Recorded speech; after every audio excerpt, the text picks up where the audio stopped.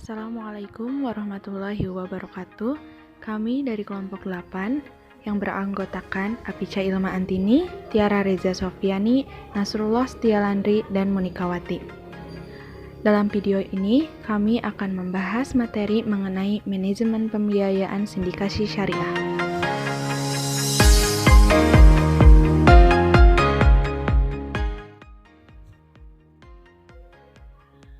Pembiayaan sindikasi.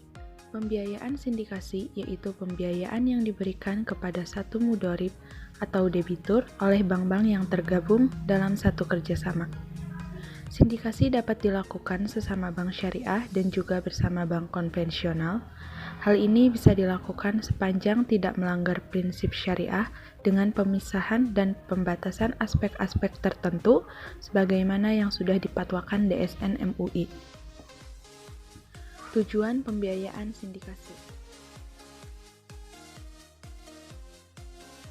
Untuk membantu nasabah yang membutuhkan fasilitas pembiayaan dalam jumlah besar yang sulit dibiayai oleh suatu bank, untuk membagi risiko, untuk mengatasi masalah batas maksimum pemberian kredit baik kepada nasabah pembiayaan, grup maupun non-grup, untuk meningkatkan profit dan fee base. Selanjutnya yaitu ada 3 jenis pembiayaan sindikasi. Yang pertama, sindikasi murni. Sindikasi murni adalah pembiayaan yang disindikasikan oleh 2 bank atau lebih berdasarkan sebuah akad pembiayaan yang syarat dan ketentuannya berlaku sama untuk semua pemberi fasilitas bank. Tujuannya yaitu untuk mengorganisasikan proses pembentukan fasilitas pembiayaan sindikasi antara bank atau lembaga keuangan syariah dalam rangka pembiayaan proyek berskala besar yang tidak mampu dibiayai sendiri oleh sebuah bank. Contohnya yaitu untuk membiayai suatu proyek pembangunan jembatan terpanjang di Indonesia yang diperkirakan membutuhkan dana sebesar 10 triliun, maka PT CKS mengajukan pembiayaan kepada Bank Syariah M. Namun, karena kebutuhan dana yang terlalu besar dan semakin meningkat, Bank Syariah M pun melakukan sindikasi dengan Bank Syariah B dan Bank Syariah R.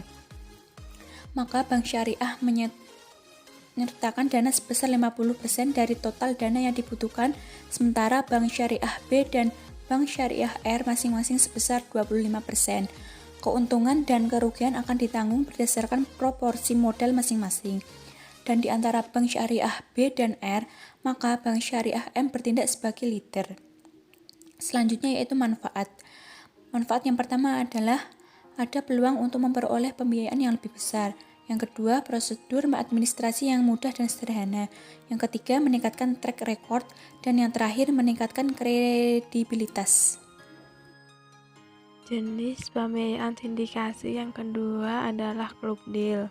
Klub deal adalah fasilitas pembiayaan multilateral untuk sebuah proyek yang spesifik berdasarkan akad pembiayaan bilateral antara nasabah dengan masing-masing pemberi fasilitas atau bank. Tujuan dan manfaat klub deal yang pertama, sebagai pilihan alternatif bagi nasabah bila salah satu bank memiliki keterbatasan dalam menyediakan atau meningkatkan fasilitas pembiayaan dalam hal skala pembiayaan, batas maksimum pemberian kredit atau BMPK atau pertimbangan risiko. Yang kedua, nasabah memiliki kesempatan untuk mendapatkan pembiayaan atas proyeknya. Yang ketiga, adanya negosiasi intensif antara debitur dengan masing-masing kreditur. Yang keempat, menjaga hubungan bisnis. Yang kelima, mengatasi masalah BMPK tanpa kehilangan nasabah.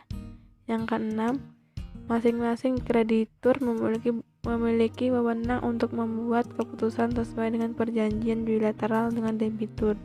Yang terakhir yaitu penyebaran risiko. Contoh klub deal yaitu seperti suatu perusahaan mengajukan pembiayaan kepada Bank Syariah A untuk pembangunan perusahaannya sebesar 1,5 triliun. Karena kebutuhan dana yang sedemikian besar, Bank Syariah A melakukan sindikasi dengan Bank Syariah B dan Bank Syariah C. Dengan ketentuan Bank Syariah A membiayai pembangunan gedung, sedangkan Bank Syariah B membiayai pembelian mesin-mesin, dan Bank Syariah C membiayai pembuatan saluran air. Dalam hal ini, antar peserta sindikasi tidak ada sharing keuntungan atau kerugian. Lalu yang ketiga ada subsyndication. Bentuk sindikasi yang terjadi antara suatu bank dengan salah satu bank peserta sindikasi lain dan kerjasama bisnis yang dilakukan keduanya tidak berhubungan secara langsung dengan peserta sindikasi lainnya. Contohnya untuk membiayai suatu proyek pembangunan jembatan terpanjang di Indonesia yang diperkirakan membutuhkan dana sebesar 10 triliun. PT JKS mengajukan pembiayaan kepada Bank Syariah M. Namun karena kebutuhan dana yang terlalu besar dan semakin meningkat, Bank Syariah M pun melakukan sindikasi dengan Bank Syariah B dan Bank Syariah R. Bank Syariah menyetorkan dana sebesar 50% dari total dana yang dibutuhkan, sementara Bank Syariah B dan Bank Syariah R itu masing-masing sebesar 25%. Untuk memenuhi proporsi modal tersebut, Bank Syariah M melakukan subsindikasi dengan Bank Syariah D. Sindikasi yang terjadi antara Bank Syariah M dan D tidak ada hubungannya dengan sindikasi yang terjadi Bank Syariah M, B, dan R. Untuk menetapkan akad pembiayaan syariah yang tepat dalam hal sindikasi korporasi, faktor pertama yang perlu diidentifikasi oleh Bank Syariah adalah apakah bentuk pembiayaan tersebut dilakukan melalui 2 tahap, 2 step, atau secara langsung.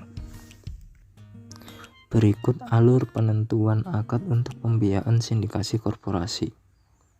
Jika pembiayaan tersebut berbentuk 2 step, faktor berikutnya yang harus dilihat bank adalah apakah bentuk sindikasi tersebut lead syndication, club deal, atau subsyndication.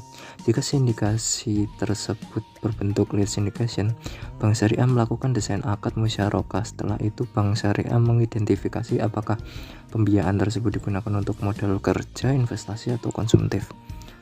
Lalu jika pembiayaan tersebut dilakukan secara langsung, maka faktor berikutnya yang harus dilihat bank adalah apakah bentuk sindikasi tersebut lead syndication, club deal, atau subsyndication. Jika sindikasi tersebut berbentuk lead syndication, maka Bank Syariah melakukan desain akad musyarakah. Setelah itu Bank Syariah mengidentifikasi apakah pembiayaan tersebut digunakan untuk modal kerja atau investasi. Dalam hal pembiayaan yang dilakukan secara langsung ini, pembiayaan konsumtif tidak diperkenankan karena bentuk pembiayaan adalah pembiayaan korporasi. Namun jika bentuk sindikasi tersebut adalah club deal atau subsyndication, langkah berikutnya yang dilakukan bank adalah langsung mengidentifikasi apakah pembiayaan tersebut dilakukan untuk modal kerja atau investasi. Sekian presentasi dari kelompok kami. Apabila masih banyak kekurangan, kami mohon maaf. Wassalamualaikum warahmatullahi wabarakatuh.